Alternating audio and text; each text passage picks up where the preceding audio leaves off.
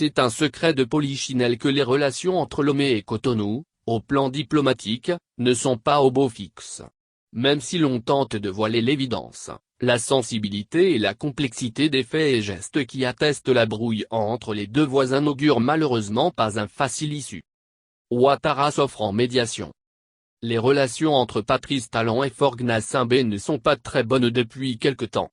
Au demeurant, la candidature à la présidentielle béninoise d'avril dernier, de Roch Madougou, jusque-là conseillère en la communication du président togolais, Faure Gnassingbé est passé par là. Une candidature audacieuse et provocatrice aux yeux de Patrice Talon qui en accuse, sans pour autant le nommer, le régime de Lomé de tentative de déstabilisation de son régime.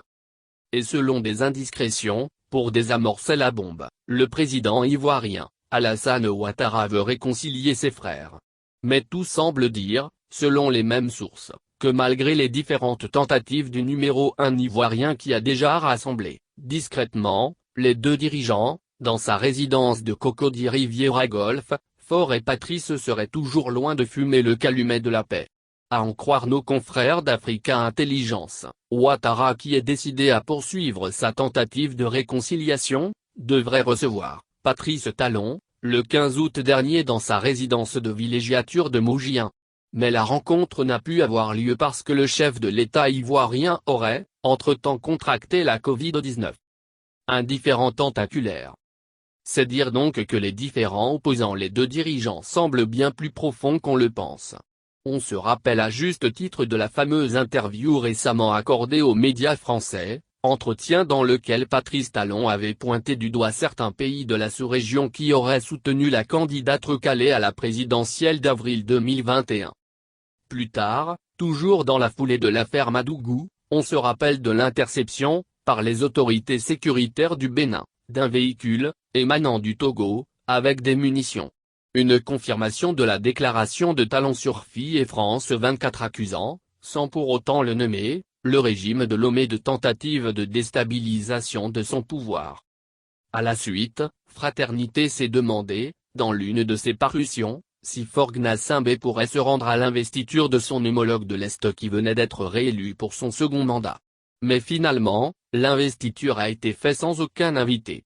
Somme toute, une sorte de message diplomatique comme si c'était une stratégie de Talon pour ne pas avoir à supporter Faure Gnassingbé qui, du haut de son statut de doyen de la sous-région et surtout, de voisin immédiat, ne pouvait être évité parmi les invités à convier à cette investiture.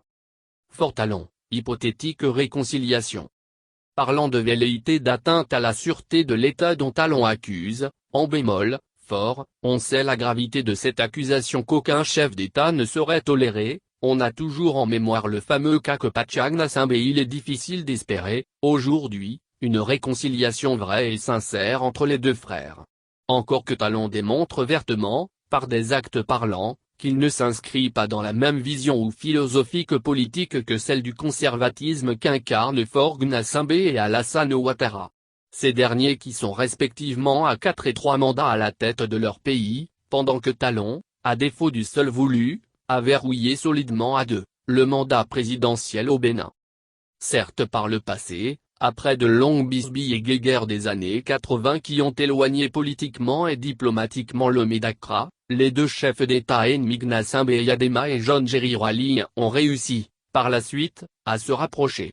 S'il rêvait une duplication de ce succès diplomatique dans le cas d'espèce, est-il que les époques ne sont plus les mêmes? Même s'il est donné de rêver, cela risque tout de même de prendre des années pour le réaliser, tant les antagonismes entre Talon et Faure sont évidentes et tentaculaires. Autrement, des humeurs des deux protagonistes aux réalités du terrain, les éléments semblent bien réunis pour que le scepticisme prenne le pas sur l'espoir. Réconciliation Faure Talon, une chimère, est-on tenté de conclure.